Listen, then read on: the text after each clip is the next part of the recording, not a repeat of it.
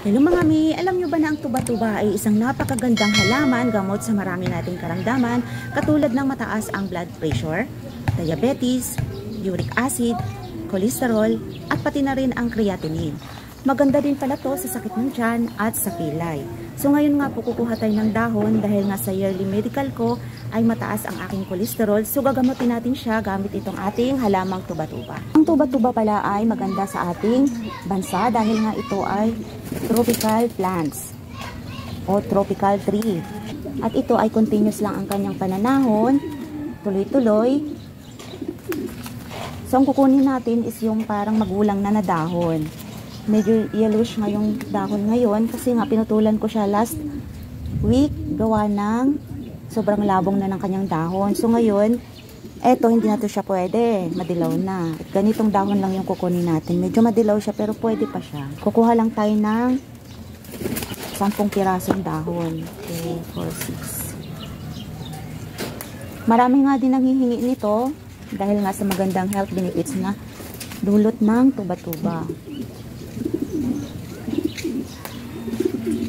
2, 4, 6, 8. Maraming mga health benefits ang tuba-tuba. Hindi lang yung dahon niya, kundi pati na rin yung tangkay at ang bunga. So ngayon nga po, i-share ko sa inyo kung paano nga po gawin itong gamot para sa ating mataas na kolesterol. At hindi lang sa kolesterol, sa iba't ibang klaseng gamot. At meron nga din po ako nabasa na maganda din po ito sa may mga cancer. Napakabisa daw po nito, lalo na doon sa mga nagke-chemotherapy. Mas mabisa pa daw to sa chemotherapy. So ngayon, i-share ko sa inyo kung paano gawin. Para sa ating kaalaman, ang mataas na kolesterol ay nakukuha sa mga mamantikang pagkain katulad ng sobrang pagkain ng piniritong manok, piniritong baboy, at mga processed food. So ngayon nga dahil mataas nga yung kolesterol ko, pero hindi siya ganun kataas, mataas lang siya ng isa. So ngayon nga dahil nakaalarma na din, ay ito nga ang gagamot natin. So hindi nga po talaga maganda yung pagkain lagi ng mga pinirito. At yung paggamit din po ng paulit-ulit na mantika ay hindi din siya maganda. Ngayon po ilalaga natin to, gawin nating tea. So ngayon mga mi ay hugasan muna natin to bago natin ilagay sa ating kaldero para lagain. So ito na nga siya, nahugasan na nga natin siya. Tatanggalan lang natin siya ng tangkay. Buo na natin siya ilagay sa ating kaldero. 10 piraso ay lalagyan natin siya ng 3 baso. At pakukuluan natin siya ng medyo matagal hanggang sa maging 1 baso na lang yung tubig. Palalabasin natin yung katas nito. Sa tara, ilaga na natin.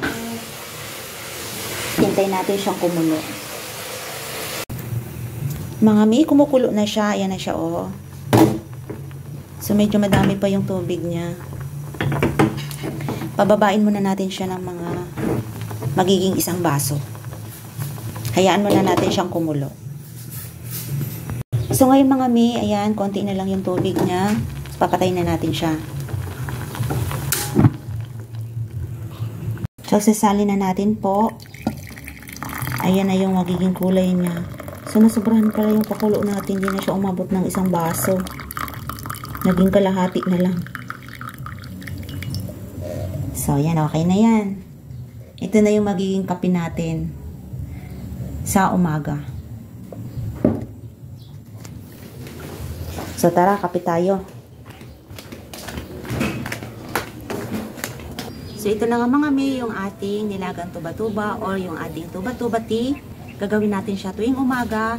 Iinumin natin siya everyday para bumaba yung ating mataas na kolesterol. Tara, kape. Wala siyang ibang lasa, kundi yung parang lasa lang siya ng gulay.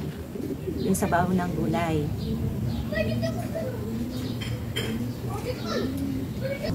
Kaya kung may tuba-tuba kayong halaman dyan sa inyong bahay, ay gawin nyo na ito, gamot sa maraming karamdaman.